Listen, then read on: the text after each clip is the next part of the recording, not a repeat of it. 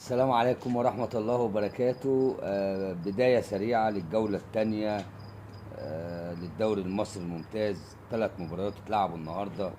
كان في مباراة الساعة 5 بين بترول أسيوط.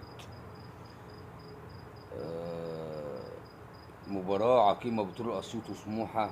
الشوط الأولاني شوط عقيم جدا، يمكن كان فيه فرصة واحدة، ولكن انا شايف فرقه بترول اسيوط ومدربها احمد عبد المقصود عايزين يمشوا بمبدأ اللي هو ايه: انا لو ما خسرتش، لو ما كسبتش ما خسرتش، اطلع بنقطه وابدا اجمع نقط في البدايه هتفرق معاهم بعدين.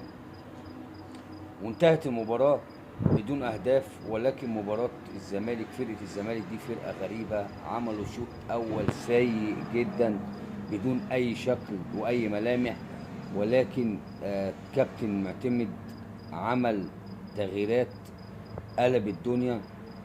شيكو بنزا احرز هدف مع بدايه الشوط الثاني في الدقيقه السادسه من الشوط الثاني. شيكو بنزا يحرز هدف، ثم حسام اشرف في الدقيقه 86 هدف تاني يأمن ال3 نقاط. طبعا فرقه البنك جايه من هزيمه، فمش عايزه تخسر في الماتش، كان بايخ. ثم نهايه الحفله حسام اشرف ايشو يحرز الهدف الثالث نهايه الحفله في الدقيقه 95. يعني 3 تغييرات ب3 اهداف للكابتن معتمد. و... ويمكن الزمالك، انا لما اتفرجت كمان على المباراه الاولانيه وشايف مفيش جديد على تشكيله النادي الزمالك، فقلت الزمالك السنه دي هيمشي على سطر ويسيب سطر، ويمكن لسه ولكن النهارده حالفه التوفيق نادي الزمالك وقدر يعدي من المباراه. وكان في مباراه جميله بين طلائع الجيش وبتروجيت. كريم طارق احرز هدف في الدقيقه 19، ثم هدف تاني عن طريق اسلام محارب، ثم هدف تالت مع بدايه الشوط الثاني، هدف عالمي عن طريق محمد عاطف 3-0. ولكن يهمد بتروجيت وكابتن سيد عيد، لا ما همدوش بصراحه.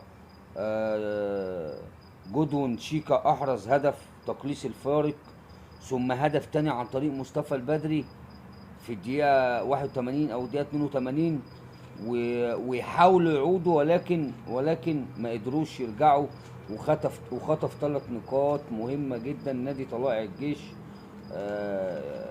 6 نقط متهيألي طلائع الجيش كده يحطوه في حته كويسه.